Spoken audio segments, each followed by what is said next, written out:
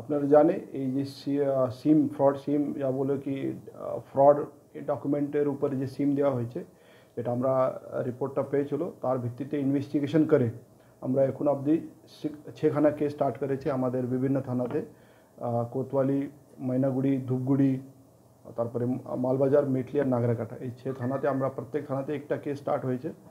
এখন অবধি আমরা 5 জনকে অ্যারেস্ট করেছি। বাকি যেটা অল যে আমাদের ফোন নম্বর আছে সেটা তদন্ত চলছে, और अरेस्ट হবে और কেসই রেজিস্টার হবে। এর আগে আমরা একটা কেস বানারহাট থানার অন্তর্গত করেছিল, তার মধ্যে আমরা ইনভেস্টিগেশন করে ওর চার্জশিটই হয়েছিল। তো মোট আমাদের 7টা কেস টোটাল হয়েছে।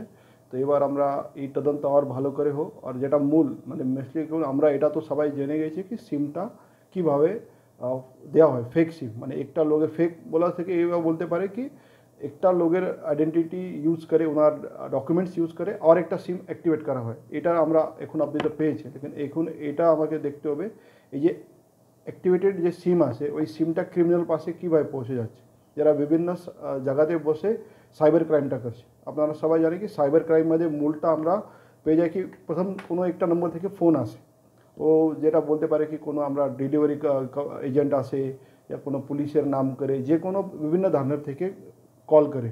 তো তখন যে কল করার জন্য যে সিমটা ব্যবহার হয় এই ধরনের সিমটা অনেক জায়গাতে ইউজ হয়। এই সিমটা যারা অ্যাক্টিভেট হয় অনেকবার দেখা যাচ্ছে যখন আমরা সাইবার ক্রাইমের তদন্ত করতে দেখা যাচ্ছে কি যে লোকের নামে সিম আসে ওই লোকটা কোনো দিন ওই সিমটা ব্যবহারই করেনি। তো সেটাই আমরা এই এখন অবধি যে 7টা কেস মধ্যে তদন্তে এটাই উঠে এসছে কি যে আমরা যত লোকের সঙ্গে কন্ট্যাক্ট করেছে উনি বলছে আমরা কোনো এই নাম্বার আমি কোনো দিন ব্যবহারই করিনি।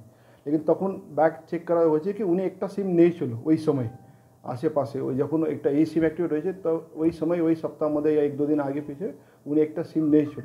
তো তার থেকে এটা বোঝা যাচ্ছে কি যখন উনি একটা জেনুইন সিম নিয়েছিল ওই সেম ডকুমেন্টটা ব্যবহার করে আর একটা সিম অ্যাক্টিভেট করা হয়েছিল, আর ওই সিমটা তখন মিসইউজ করা হয়েছে।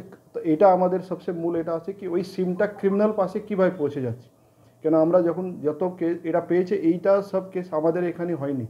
এই সিমটা বিভিন্ন জায়গা থেকে ইউজ করা হয়েছে, দিল্লিতে আসে, মহারাষ্ট্রতে আসে, ইউপিতে আসে, বিভিন্ন জায়গা থেকে ইউজ করা হচ্ছে। তো ওই সিমটা কীভাবে ওখানে পৌঁছেছে সেটা একটা ইম্পর্ট্যান্ট আছে, সেটা আমরা এখন খতিয়ে দেখছি। আর এইরকম আমার তদন্ত আগে যাবে আর ডিটেলসটা আমরা দেখবো এর মধ্যে। সেদিন যেটা বলা হচ্ছিল যে এখানকার সিমগুলো বিভিন্ন কলকাতা কল সেন্টারে যাচ্ছিল, সেই সোর্সটাকে কি আপনি ধরতে পারলেন? সেটাই তো আমি বলছি, এখন আমরা মূলটা পেয়ে গেছি কি এই যতগুলো সিম কোন দোকান থেকে বিক্রি হয়েছে সেটা আমরা ধরতে পেরেছি। এখন আমাদের নেক্সট স্টেপ আছে কি এই দোকানদার ওই সিমটা ক্রিমিনাল পাশে কীভাবে পৌঁছেছে, ও নিজে দিয়েছে কি আর কাউকে ভিতরে আর মিডল কেউ আসে, সেটা ছেড়ে আমাদেরকে দেখতে হবে। তো সেটা থেকে আমরা বুঝতে পারবো কি এবার কীভাবে এটা সিমটা অ্যাক্টিভেট হয় আর কীভাবে